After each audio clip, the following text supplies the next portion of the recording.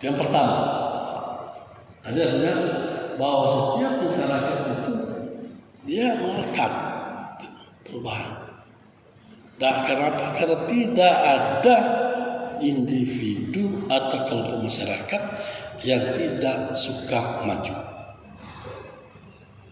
Yang tidak suka maju.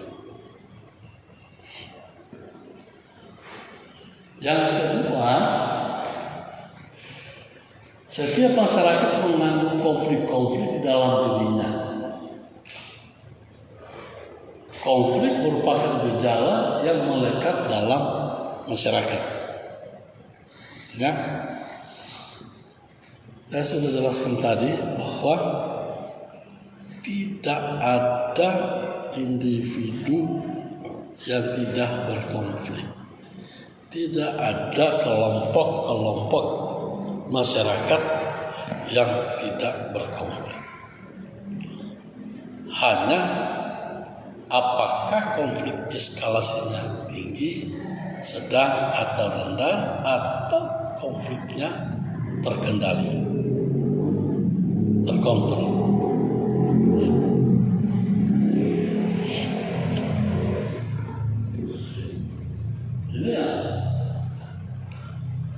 Jadi kita orang sosiologi kalau terjadi sesuatu dalam kita tidak usah heran.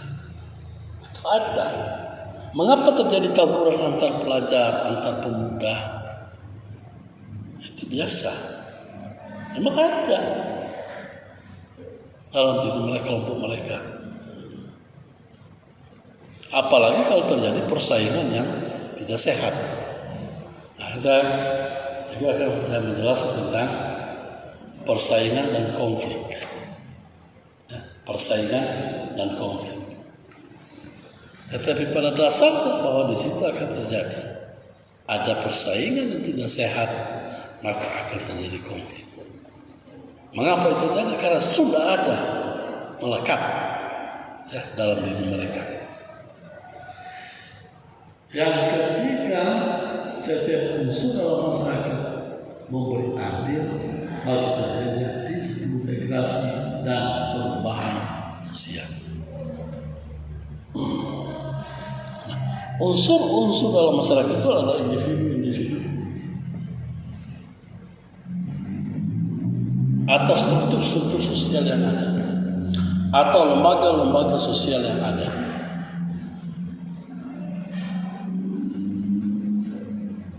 Nah, itu bisa menjadi salah satu pemicu.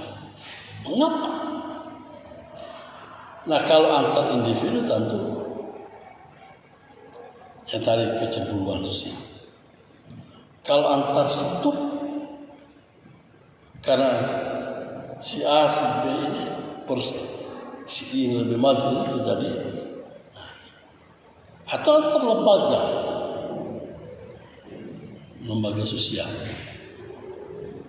Karena terjadi bukan tidak sehat itulah yang akan menyebabkan pecahnya.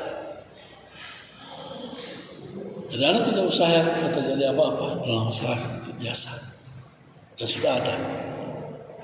Ya, saya sering mengatakan bahwa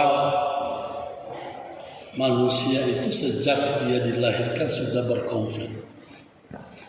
Ya, sudah berkonflik. Contoh, pada waktu dilahirkan dia menangis.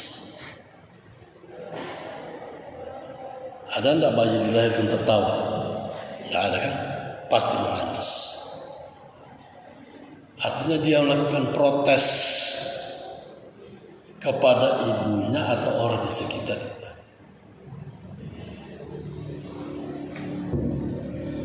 Itu bentuk konflik. Artinya sejak dilahirkan sudah memiliki. Dan cara menangis itu untuk protes. Apakah dia minta air susu, atau dia kedinginan, atau dia sudah pipis, atau dia sudah beok. Tidak ditangani, maka dia menangis. Itu protes. Ya. Yang diekspresikan lewat sebuah tangisan. Nah, Itu yang maka bibit konflik itu tetap ada. Yang keempat, setiap masyarakat terintegrasi di atas penguasaan atau dominasi orang atas sejumlah orang-orang lain. Kalau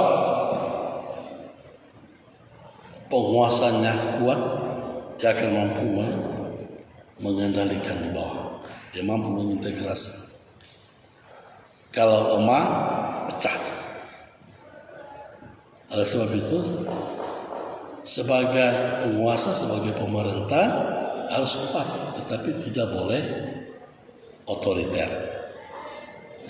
Tidak boleh otoriter. Kalau otoriter akan terjadi perlawanan terbuka.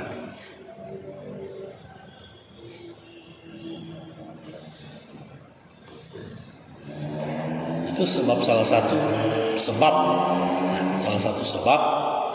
kejatuhan Soeharto pada tahun 1997. Selain moneter internasional, masalah moneter internasional, juga karena otoritarian. Keluarganya sudah menguasai seluruh bisnis dan kekuasaan di Indonesia. Itu di tes. Ya sekarang sementara di ribut-ribut itu adalah bagaimana pemerintah itu mengembalikan ke kas negara hasil rampasan yang tidak sesuai. Nah, dengan demikian bahwa perubahan sosial itu terjadi dari kenyataan adanya unsur atau kelas yang saling bertentangan dalam setiap unsur masyarakat. Berdasarkan 4 asumsi tadi, kita simpulkan bahwa adanya unsur-unsur atau kelas-kelas dalam masyarakat yang saling bertentangan. Kalau dalam pemahaman Karl Marx itu antara kaum burjuis dan kaum proletar. Masalah upah.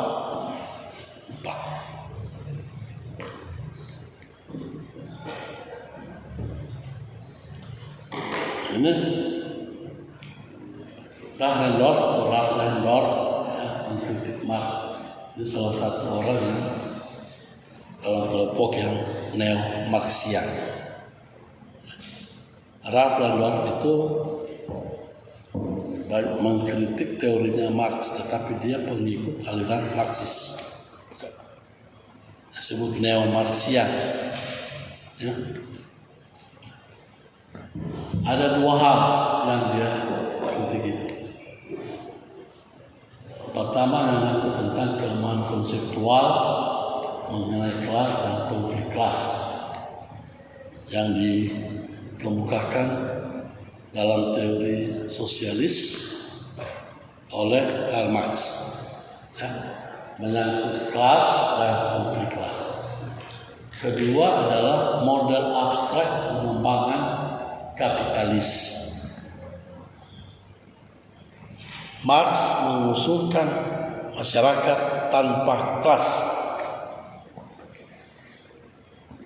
Dan ini yang disebut oleh Dahrendorf itu adalah model yang abstrak, yang tidak nyata.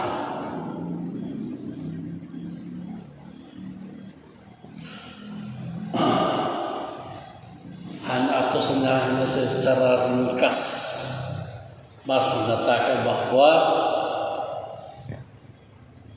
kapitalisme, keuangan itu, modal itu harus dikuasai oleh kelompok dominan.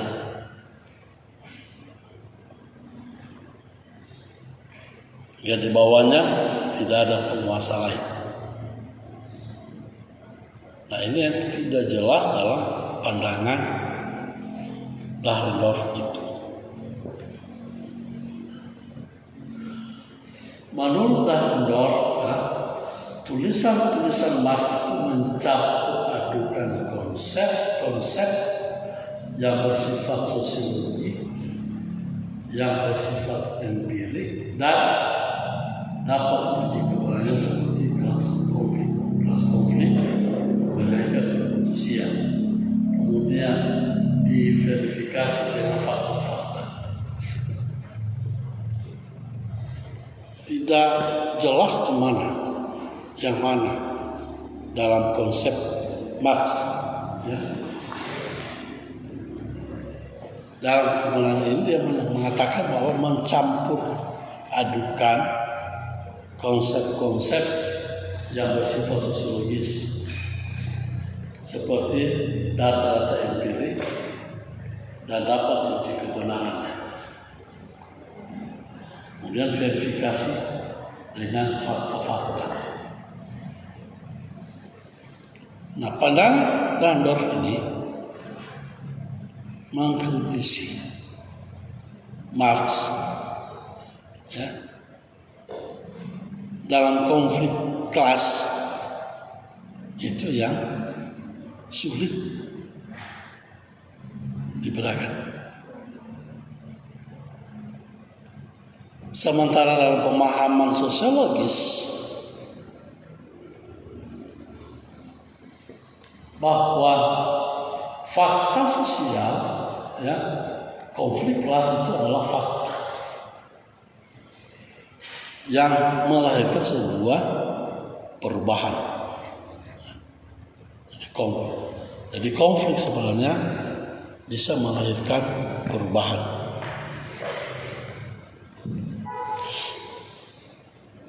Bukunya Ralph Nader itu konflik kelas dalam industri.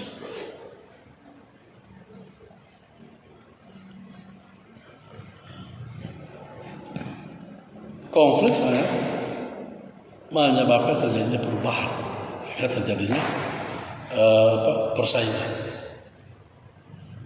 Saya boleh kenapa dia bisa, ya?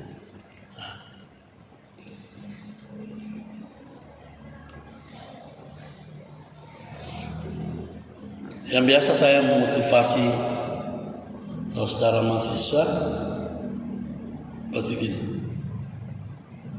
Kalau dia bisa, mengapa saya tidak bisa? Itu adalah konflik.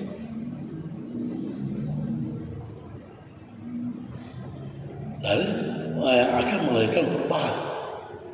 Jadi kalau dalam diri mengatakan kalau dia bisa, makanya dia berusaha. Pada saat dia berusaha kan terjadi perubahan.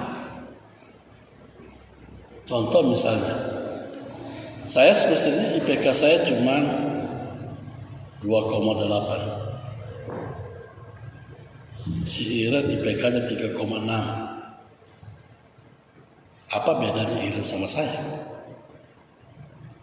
Ya kan? Mendapat materi dari dosen yang sama, belajar dari buku yang sama, kuliah sama-sama. Oh, dia bisa. Artinya kalau dia bisa, berarti saya juga bisa. Ya. Oleh sebab itu saya akan berusaha. Ya. Saya akan berusaha. Nah. Artinya saya dengan Ira secara tidak nyata ada konflik yang akan menyebabkan terjadinya persaingan ini, menyebabkan terjadinya perubahan. Ya, perubahan.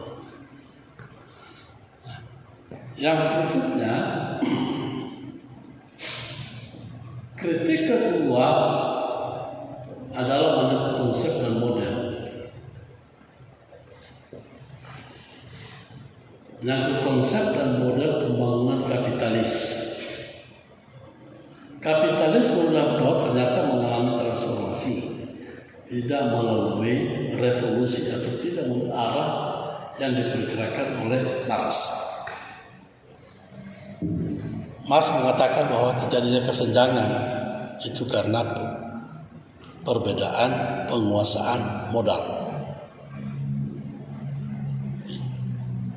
Terjadinya kesenjangan itu karena perbedaan penguasaan modal.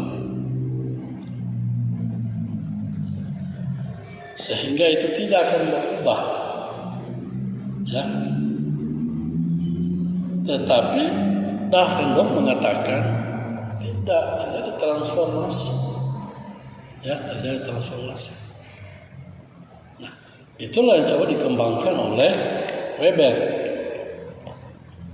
Dia tidak sependapat dengan Marx dan paham sosialisnya, maka dia mengatakan kita makin tetap pada prinsip lakukan kapitalis, penguasaan modal, tetapi terjadi persaingan yang sehat. Nah, persaingan sehat ini disebut dengan transformasi. Artinya suatu saat orang lain juga bisa menguasai, asal dia mau, ya, melakukan hal itu. Inilah, ya, jadi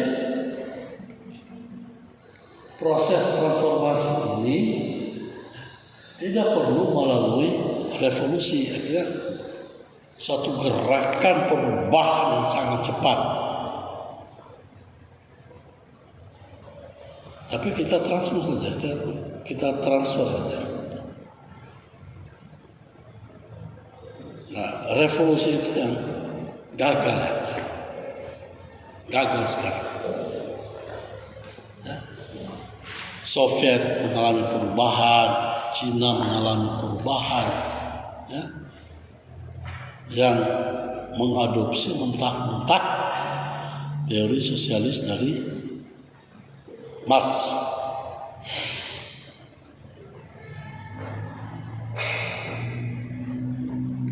Nah, dengan demikian bahwa semua pekerja itu diatur oleh negara,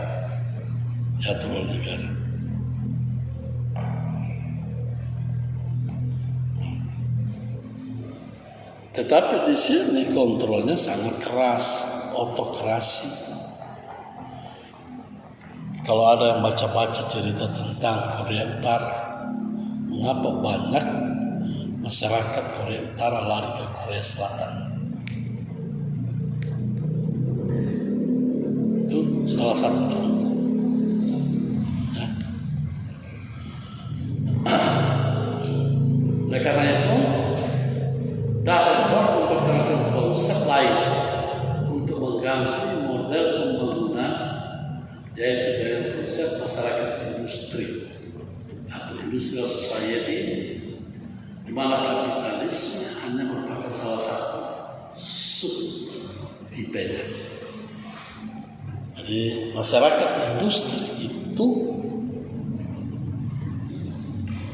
di mana salah satu unsur yang ada di dalamnya adalah kapital modal. Tapi masa ada unsur-unsur lain. Misalnya kalau Anda melihat dalam satu masyarakat industri, ya, walaupun dia pemilik modal, kalau tidak ada orang manajernya yang pandai, ya, kemudian manajernya yang lihai melakukan perdagangan dan sebagainya, manajer yang lihai dan jeli dalam melakukan pemasaran, pemilik modal itu tidak akan mungkin. Nah, ini lagi disebut dengan masyarakat industri. Jadi seluruh komponen yang ada dalam satu sistem, ya, dalam satu sistem. Ya, kalau kita di sini divisi ini industri pendidikan, ya, industri pendidikan. Kita berupaya melahirkan generasi muda yang intelektual. Bagaimana caranya? Nah, ini yang harus ditata, dirubah, diperbaiki sistem. Kalau tidak dirubah, maka tidak mungkin dekan sendiri. Tidak mungkin dekan hanya dengan pembantu dekan. Pasti semua komponen itu harus terlibat. Nah, ini lagi disebut dengan masyarakat pendidikan. Ya, masyarakat pendidikan. Sehingga merubah kita mencoba melakukan perubahan. Demikian apa yang dikemukakan oleh Dahrendorf itu yang disebut dengan masyarakat industri.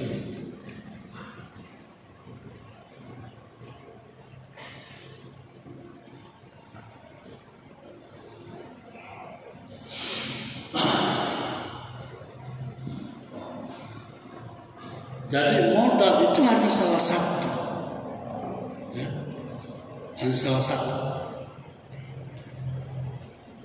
Banyak contoh, ya, orang-orang yang memiliki modal besar, tetapi lama kelamaan dia pilot, ya, bangkrut. Mengapa?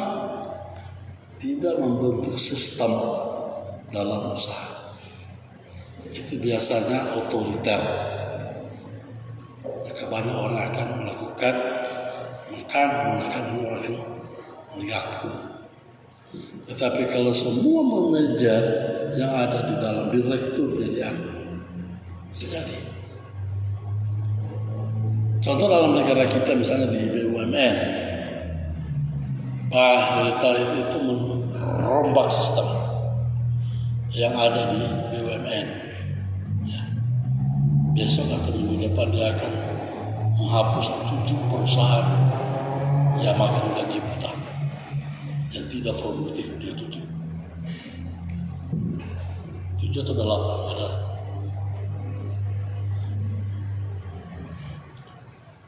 Jadi sekarang BUMN itu betul-betul lembaga profit bagi negara, bukan lembaga profit bagi kepentingan kelompok. Kalau dulu itu adalah kepentingan kelompok. Nah, mengapa orang banyak memusuhi Jokowi? Karena lahan mereka tidak bisa panen lagi. Ya, mereka tidak bisa panen lagi. Kan seperti itu. Nah, ini yang disebut dengan industri society. Jadi masyarakat industri ini artinya bukan orang yang menguasai, tetapi bagaimana sistem dalam sebuah industri itu dilakukan proses transformasi. Walaupun menurutnya itu adalah turun-temurun, tetapi di bawahnya itu mulai dari direktur, manajer, institusi itu harus profesional. Ini yang ditransformasi oleh Dahrendorf yang tidak sependapat dengan Mas mengatakan harus revolusi. Ya, harus revolusi. Dilakukan perombakan besar-besar, tidak, tapi ditransform supaya semua sistem itu bergerak sama seperti jam atau jam itu. Di dalamnya banyak roda-roda yang digerakkan oleh baterai. Boleh baterai itu bolehlah kita katakan itu modal, ya modal, tenaga, ya kan? Tidak mungkin kalau tidak ada modal tidak mungkin jalan kan? Nah, baterai itu saya anggap itu tenaga. Ya. Lalu di dalam itu banyak komponen yang berputar satu dengan yang lain, dan juga mereka bisa terputar secara teratur dan jam itu tidak pernah salah kecuali salah setel, ya kan? Nah, di situ inti yang dikemukakan oleh Dahrendorf dalam proses mengkritisi pendapat dari Marx. Nah, sampai jam berapa kita? Jam 11. Oke. Ini kita lanjutkan minggu depan karena awal mau sholat Jumat. Kita sambung minggu depan.